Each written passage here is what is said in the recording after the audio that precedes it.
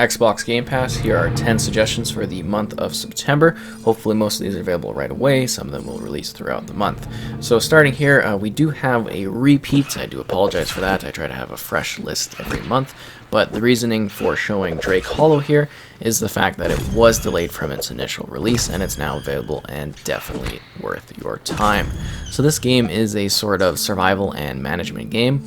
On one hand, you're going out to these weird, scary kind of islands, trying to gather resources, supplies, battling these creatures, discovering what's going on in this world. And on the other hand, you are managing your little camp with these adorable little creatures called drakes. You need to make sure they have food, water, and entertainment. They'll grant you bonuses, you help them out, and that's sort of how the story progresses, is you leveling these drakes up, protecting them, and working forward as you try to survive and make your way through the seasons. It's actually a very lovely and well done game that's great for co-op too, 4 players online. Resident Evil 7, the immersive and ultimate horror experience that throws you right into the shoes of this individual that's trying to survive and figure out what's going on in this super twisted, weird, and decrepit atmosphere. This does actually tie into the core narrative of the overall series, but it does so in a way that is very unique and different and absolutely terrifying generally. It's strange because you're in this perspective where you're really finding yourself thrown in amidst of this terrifying experience that's been expanded upon with extra DLC content that's available if you want to go further, but the core game itself features a good range of sort of really claustrophobic environments, and some that are a little bit open, but all equally terrifying as you try to just generally make it out of alive, and also maybe figure out a little bit of what's going on in this situation.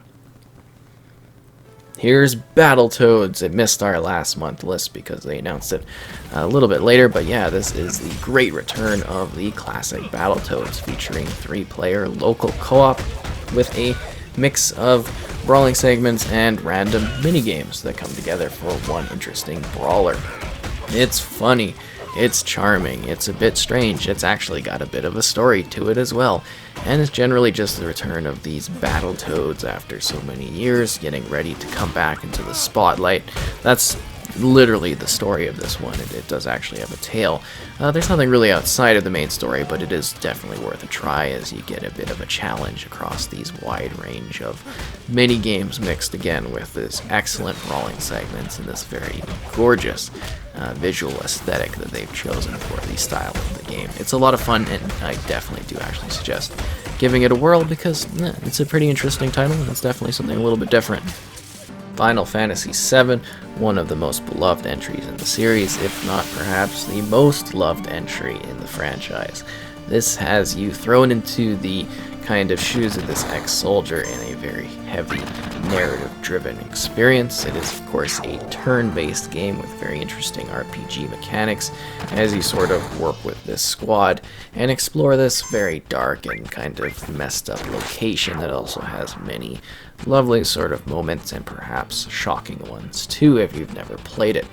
There is also the HD remake version, but I thought, hey, we're going to show off the original classic because this might be the one that people want for the nostalgia of really having that original visual look of the game, but of course running and looking far better than it ever did at the time, and this is definitely an experience that might be something that you'd be interested in because it is a legendary title.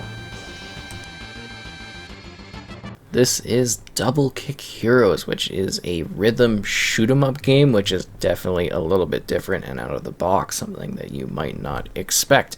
There are 30 levels of total madness as you're trying to escape, going down highways, killing monsters and things like such as zombies and zombified type creatures. You get the gist of it.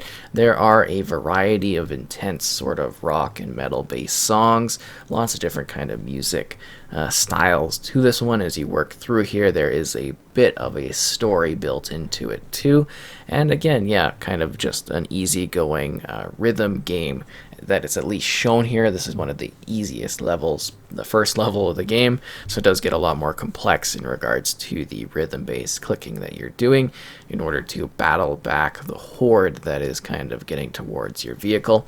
Neat music and something very, very unique to try out. This is New Super Lucky's Tale, the return of the great platforming game that was, I think, somewhat of an exclusive on Xbox for a little bit of time, and then it made its way to Switch, and then I think also PlayStation, and now it's back again with the improvements and upgrades that have, been placed into the game over time. It's a lovely looking title that's just absolutely fantastic for the younger audience, or also the older that like 3D platformers. I think they absolutely nail the genre here. It's a fun, charming game for all ages that's really cool.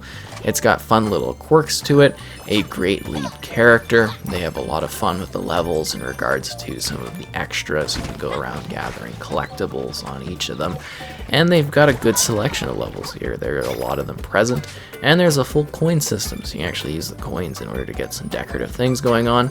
And they've just really polished and kind of smoothed up this package in order to make it really great.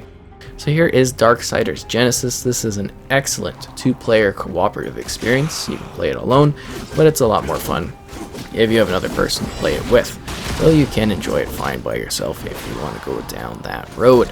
So it's kind of a dark, gritty, basic kind of continuation of the Darksiders series, but in a little bit of a different direction in regards to the story. It's more of adding to the overall narrative of the franchise, and doing so in a very interesting way that actually works out quite well. There's a good amount of challenge to this, dynamic environments in regards to kind of figuring out some of the slight puzzles that come into play as you're working through the various levels and environments. They've got some neat kind of boss monsters to take on, lots of different challenges, and again, a surprising amount of gameplay to it. I think it's very, very well done, and a different sort of title too. It's definitely a unique offering and experience. Here is the Dark Pictures Anthology Man of Medan. So I actually waited quite a while because I wanted to jump into this one. And it's great to see that it's available on Game Pass. This is a very narrative-heavy, choice-driven game where you're playing a bunch of different kind of perspectives on a sort of ship environment. You're making choices. You're basically playing with the lives of the individuals on the ship, and I think this is a good spot because this is like right at the beginning. It kind of just introduces the concepts of the game without actually spoiling anything of the experience, and there is a neat sort of mechanic to play with others.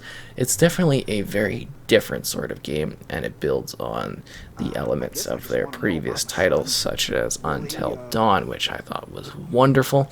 So it's nice to see this available on the console platform, and as a story-driven game that has choices within its horror elements. Here is Xeno Crisis. This is all about blasting away at various alien creatures and monsters and anything else you find when you're going through this world. You can play this alone, or you can play this with another player, because it's got some co-op action to it as well. Gather a bunch of different weapons, tools, and resources in order to mulch away enemies across a large series of rooms. And of course, take on large-scale bosses. Save people, explore very dangerous locations, and try to survive as you move through a decently large selection of levels.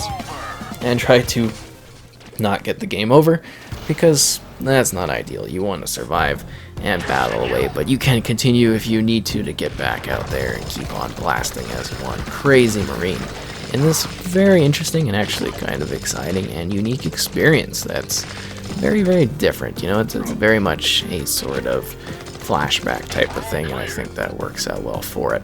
This is Spiritfarer, which is an absolutely lovely kind of experience where it is a ship management game that has a spirit element to it. It's got absolutely gorgeous aesthetics. The visuals and the art style of this one really, really do carry the experience.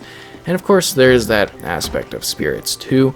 And I think they just really put together something that is lovely, enchanting, a very, very different sort of thing. That's quite a lot of fun to play, and I think there's been a lot of positive word of mouth around this one, and that's why I definitely wanted to include it.